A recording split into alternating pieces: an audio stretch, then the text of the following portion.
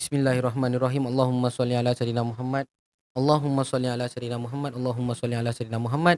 Assalamualaikum warahmatullahi taala wabarakatuh. Salam sejahtera. Selamat kembali ke channel Si Tukang Cerita bersama Acap lagi untuk mendengarkan pelbagai kisah seram, kisah misteri dan juga kisah mistik. Jadi, kepada anda semua yang dah mengikuti Acap daripada awal hingga ke kini, Acap ucapkan jutaan terima kasih kepada anda. Dan tanpa sokongan anda ni, Acap tak sampai ke tahap ini sekarang. Kepada anda yang mungkin baru saja jumpa channel Acap ni, Acap ucapkan selamat datang dan Acap harap anda sukakan konten-konten yang Acap sampaikan. Alright. Malam ni Acap akan sampaikan sebuah kisah yang berkaitan dengan seorang gadis yang dikatakan derhaka terhadap ibu dia. Nah, kisah ni kisah benar, berlaku di salah satu kampung di Sandakan, Sabah. Dan tak nak buang masa lagi, jom kita dengarkan kisah ni.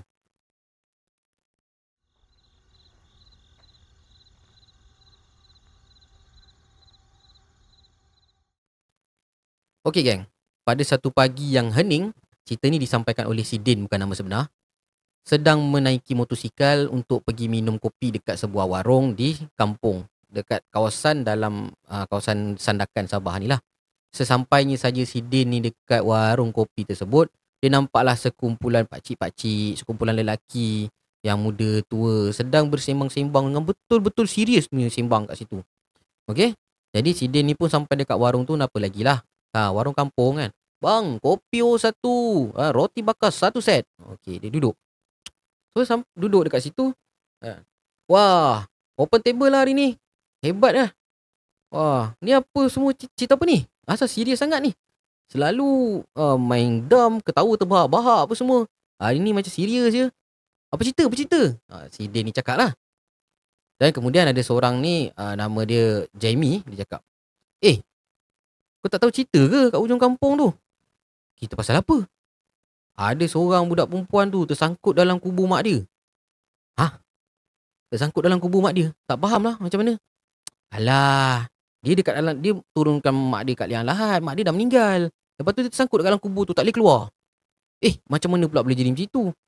Itulah yang kita orang ni tunggu tengah bercerita ni. Tapi sampai sekarang tu tak boleh nak keluar lagi. Sampai sekarang masih belum keluar lagi. Aku nak pergi tengok lah, si Din ni cakap. Jadi kawan dia cakap, nantilah dulu, minum dulu kan. Minum kopi dulu, tu baru nak pergi-pergilah. Okay. So selepas minum apa semua, Din ni pun pergilah ke tanah perkuburan tu. Sampai dekat sana, tanah perkuburan, Din kata, memang ramai sangat orang kampung kat sana. Termasuklah polis, media, semua ada kat situ. Jadi si Din ni pun, pergi meredah orang-orang ni sampailah ke depan. Sampai kat depan memang betul dia kata, dia nampak ada seorang gadis yang sedang tertanam dekat dalam kubur mak dia, pahat pinggang, tengah merintih minta ampun dengan mak dia kat dalam tu. Okeylah, dah tengok keadaan tu semua, Din ni pun mencari ceritalah, mencarilah penjelasan kenapa boleh jadi macam ini. Dan akhirnya Din jumpa salah seorang saudara rapat ataupun saudara rapat kepada keluarga gadis ni tadilah, berkenaan dengan kisahnya si Saida ni macam mana boleh jadi macam tu sekali. Jadi cerita dia begini. Kejadian ni berlaku pada petang 30 Ogos 1994. Okey. Masa tu si Saida ni balik daripada, tak tahulah balik daripada sekolah ke, daripada kerja ke, dan balik dari sekolah lah kot kan. Sebab dia minta duit kat mak dia. So dia balik tu, dia cakap dengan mak dia, "Mak, aku nak duit mak. Dalam 20 ke 30 ringgit. Aku nak keluar dengan kawan-kawan aku malam ni, nak sambut Merdeka." Lepas tu mak dia terkejut lah. Keluar malam-malam buat apa nak? Kan, duduk kat rumah je lah dengan teman mak, teman ayah kan. Mak lagi pun mak tak ada duit ni, belum dapat gaji lagi. Nanti mak ada duit, mak bagi kat Saida ya. Jadi Saida ni berang lah. Kan? Mak ni, kalau abang tu ada je, kalau abang tu semua boleh. Kan? Kalau Saida ni semua tak boleh. Dia cakap macam tu. Jadi mak dia cakap lah, abang kau tu kerja kan, adalah bagi mak duit sikit. Jadi mak adalah simpan duit untuk beli barang dapur. Kalau dia minta mak duit pun, mak bagi dia apa yang keperluan dia untuk pergi ni je, 3-4 ringgit je. Engkau minta sampai 30 ringgit, mak tak ada banyak tu. Kan? Lepas tu si Saidan ni cakap lah, mak memang selalu lebih-lebihkan abang lah. Dia bibi-bibi lah kat mak dia. Dia maki-maki mak dia. Mak ni bodoh lah, mak itulah, mak inilah. Jadi mak dia ni nak peluk anak dia lah, nak peluk anak ni. Saidah, kenapa cakap macam ni Saidah? Tak baik tau cakap mak macam ni. Mak dia nasihat dia lah. Dan masa tu si Saidah ni tak tahulah, mungkin dia tengah gaduh dengan boyfriend ke apa ke. Lalu dia tolak je mak dia. Dia tolak mak dia, lepas tu dia sepak mak dia sampai jatuh.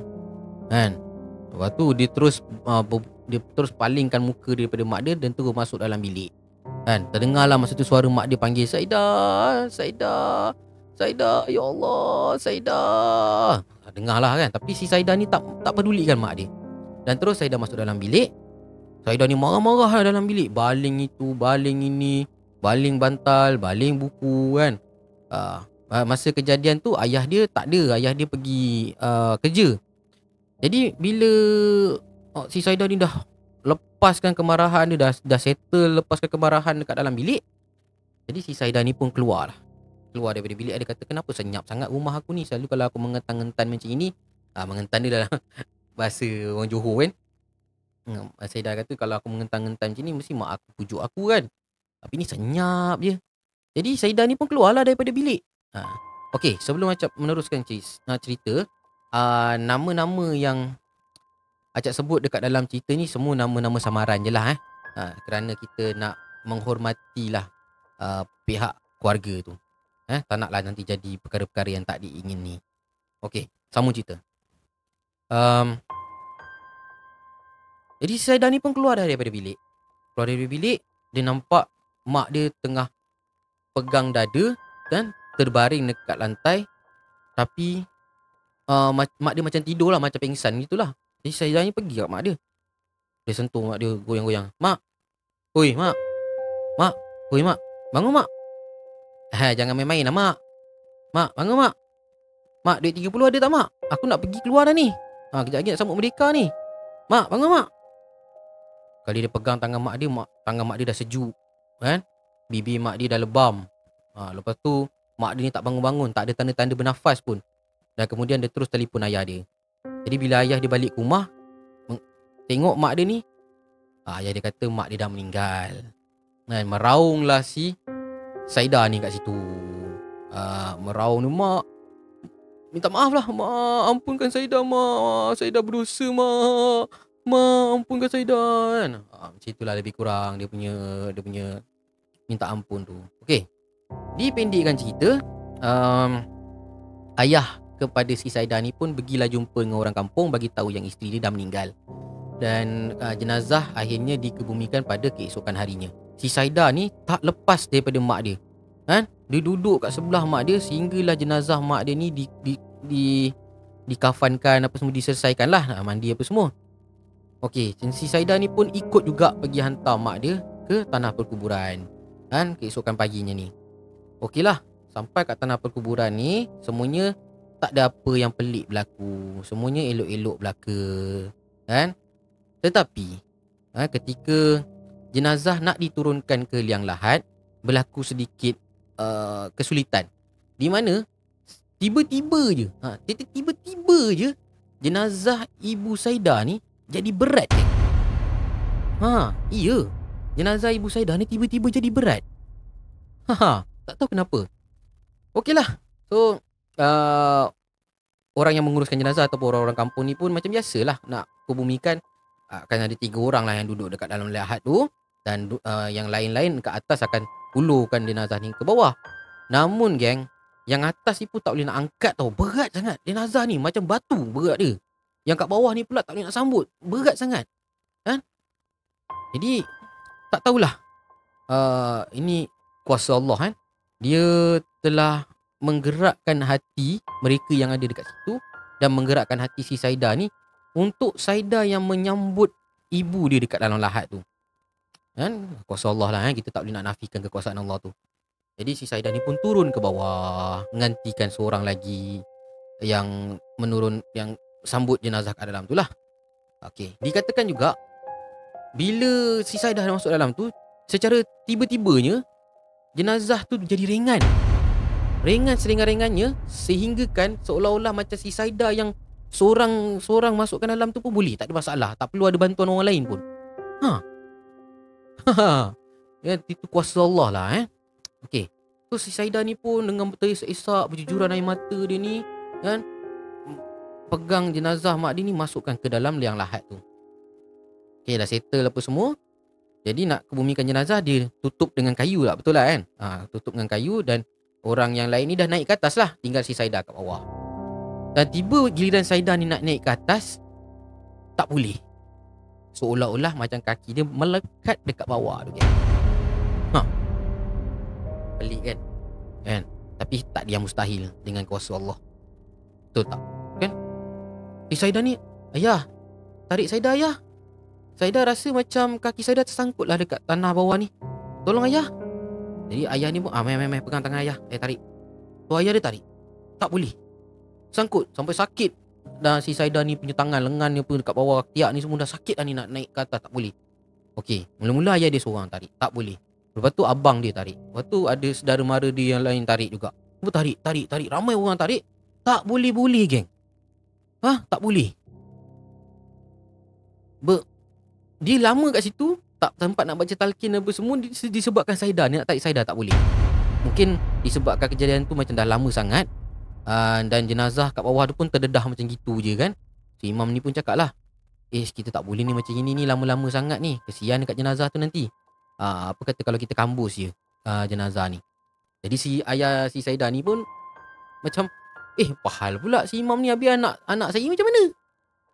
Jadi imam ni pun terangkan lah, bukan kita nak kambus anak awak hidup-hidup, kita kambus sampai tahap boleh tutup jenazah tu punya liang lahat, cukup lah. Lepas tu kita sambung tarik anak awak tu, kesian kat jenazah tu kan. Okey lah. Lepas tu imam tu cakap lagi, kita selesaikan dulu apa yang patut, dan kemudian kita selesaikan urusan si Saidah ni pula. Okey, dia kambus. Dekat situ jugalah si Saidah ni, kat tengah-tengah kubur tu jugalah si imam ni baca talqin apa semua. Menangis-nangis si Saidah kat situ kan. Bercucuran air mata dia, basah dia baju ni semua, air mata dia tu. Kat situlah dia meratap pemergian ibu dia ni kan, minta ampun, minta maaf apa benda semualah. Dan orang yang berada di sekeliling tu ada yang menangis melihat keadaan si Saidah ni. Okey. Selepas baca talqin apa benda semua, orang kampung ni pun berusaha lah untuk tarik si Saidah ni naik ke atas. Tapi masih tidak boleh, geng. Masih tak boleh. Masih tersangkut dekat situ. Yang si Saidah ni, ampunkan Saidah, ampunkan Saidah. Saidah tahu Saidah berdosa, Saidah anak derhaka. Ampunkan Saidah, kan. Dia macam nak korek-korek tanah tu, nak jumpa mak dia balik kat bawah kan. Tapi ayah dia kata jangan macam tu kan? Jangan macam tu. Kita cuba lagi. Cuba istighfar apa semua. So si Saidah ni pun istighfar lah apa semua. Masih tak boleh juga. Masih tak boleh. Kan? Lepas tu Zuhur tak boleh, Asar tak boleh, Maghrib tak boleh. Dan akhirnya si Saidah ni ditinggalkan kat situ dengan jenazah mak dia kat dalam, dekat tengah-tengah tanah kubur tu. Bayangkan macam mana kalau korang yang kena kat situ. Uish. Dengan kakinya yang tersangkut kat dalam lagi. Dia seram, dia bukan seram hantu dah kali ni. Dan dia seram yang lain. Seram lain. Okay. So besoknya orang kampung datang lagi untuk bantu nak tarik si Saidah ni. Dan besoknya jugalah perkara ni dia cepat merebak, sampaikan media-media semua tahu tentang kejadian itu. Sampaikan terpaksa panggil polis untuk jaga dengan ketat, kena kawal kawasan tu dengan ketat supaya pihak-pihak media ni tak dapat nak buat liputan lah, tak dapat nak ambil gambar benda semualah. Sebab memang pihak keluarga masa tu tak benarkan ataupun tak izinkan kejadian itu dijadikan liputan awam, dijadikan liputan luas lah. Dan masa tu jugalah si Din ni dapat tengok kan. Jadi si Din kata hari tu pun tak boleh nak naik. Lepas tu hari ketiga pun macam gitu juga. Sampaikan keluarga dia tu buat kemah kat situ, macam buat kemah kan. Zaman-zaman tahun 90-an tu, kemah yang dicucuk dengan kayu. Lepas tu buat canvas macam tu kan. Duduk situ bagi makan dekat si Saidah ni. Tapi si Saidah ni tak nak makan, geng. Dia macam tak nak, dia macam tak selera nak makan apa pun, kita tak tahulah kan. Tapi dia terus meratap meminta ampun kepada mak dia ni. Okey. Dan sampaikan ada yang terdengar kat situ, bapak dia pujuk-pujuk si Saidah ni, makanlah nak, makan sikit, nanti kita usahakan lagi untuk tarik kau naik atas kan. Makan dulu, makan sikit. Saidah tak nak. Saidah tolak makanan tu ke tepi. Kan? Menangis-nangislah adik-beradik dia, saudara mara yang dekat ni. Tengok keadaan si Saidah ni dekat situ. Kau bayangkan lah dekat dalam kubur mak dia tu, tertanam sampai pahat pinggang. Kan? Dengan tak makan, dengan hujan panas kat kubur tu. Masya Allah kan. So hari keempat pun macam gitu. Sampailah hari yang kelima. Setelah 4 atau 5 hari dia terperangkap dekat situ. Dan akhirnya dikatakan Saidah ni meninggal dunia. Dia menghembuskan nafasnya yang terakhir di atas kubur mak dia tu. Dengan keadaan dia tak dapat kemaafan daripada mak dia ni.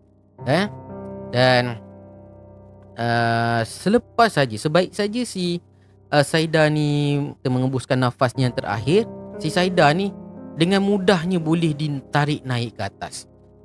Ayah dia seorang je boleh tarik dia naik ke atas. Ya, betul. Ayah dia seorang je dapat tarik dia naik ke atas. Dan bila dah tarik dia naik ke atas tu, Saidah ni dah tak ada nyawa lah. Dia dah mengembuskan nafasnya yang terakhir dekat atas tu. Jadinya jenazah si Saidah ni telah diuruskan dan disemadikan sebagaimana jenazah Islam yang lain, tapi bukanlah berdekatan dengan kubur mak dia. Dekat tempat lain. Dan katanya lah, kubur dia sekarang ni telah dipenuhi dengan lalang-lalang dekat bawah pokok kelapa. Dekat dengan pokok kelapa lah dia punya kubur tu. Tapi dah dipenuhi lalang, sampaikan orang pun tak tahu kat mana kat situ ada kubur orang rupanya. Semua orang pun tak tahu kat mana tempat si Saidah ni dikebumikan, kecuali ahli keluarga lah. Tapi ahli keluarga takkan nak bagi tahu kan kubur kat orang-orang yang tak kenal, betul tak? Jadi geng, so begitulah kisah si Saidah ni yang derhaka ataupun membuat sesuatu yang tak elok kepada mak dia. So begitulah kisah dia tentang seorang gadis yang derhaka pada ibu ni. Pengajaran yang kita boleh dapat daripada kisah ni adalah, geng, pada anda semua yang termasuk Acap juga kan, yang masih ada ibu dan bapa, hormatilah mereka, sayangilah mereka, santunilah mereka. Kerana tanpa mereka, geng, kita tak ada dalam dunia ni. Kan? Mereka ni sanggup buat apa saja untuk kita. Kalau geng-geng remang semua yang dah ada anak, korang sanggup kan buat apa saja untuk anak korang kan? Korang takkan sanggup kan nak tengok anak korang tu disakiti, betul tak? Kadang-kadang anak kita baru nangis sikit pun kita dah ambil anak kita, pujuk dia. Kan? Samalah juga dengan mereka. Mereka menatang kita bagai minyak yang penuh. Kan? Didik kita dengan didikan agama yang cukup. Bagi kita makan yang cukup. Pakai kita cukup. Segala kerenah kita dilayan. Dan bila kita dah dewasa, adakah layak mereka itu untuk kita layan seperti sampah, geng? Lebih-lebih lagi ibu. Tanpa ibu, kita tak ada dekat sini. Masa dia nak lahirkan kita tu, geng. Tak payah cerita lah, korang pun tahu kan. So, begitulah. Geng.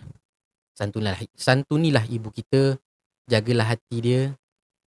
Kerana dia adalah syurga kita. Alright, geng. Itu sajalah untuk malam ini. Acap harap kisah yang Acap sampaikan pada malam ini dapat memberi sedikit sebanyak manfaat untuk anda semua. Yang baik kita ambil, yang tak baik tu kita letak tepi-tepi jauh. Jangan ikutlah yang tak baik tu. Dan kepada anda yang nak berkongsikan kisah kepada Acap, tak kisahlah cerita apa pun, yang penting dia ada unsur-unsur seram, unsur mistik dan juga unsur misteri kan. Boleh hantarkan kepada Acap di talian WhatsApp Acap di 019-252-3047, ataupun korang boleh hantarkan ke email Acap di acap@situkangcerita.com. Nak mudah, korang pergi kat link description kat bawah ni, Acap ada sediakan kat sana. Dan jangan lupa kepada anda yang mungkin belum lagi tekan butang subscribe tu, belum tekan butang loceng tu, silalah berbuat demikian sekarang. Dan Acap harap korang boleh pertimbangkanlah untuk tekan satu like kan, dan share video ini supaya yang lain-lain pun dapat manfaatnya juga.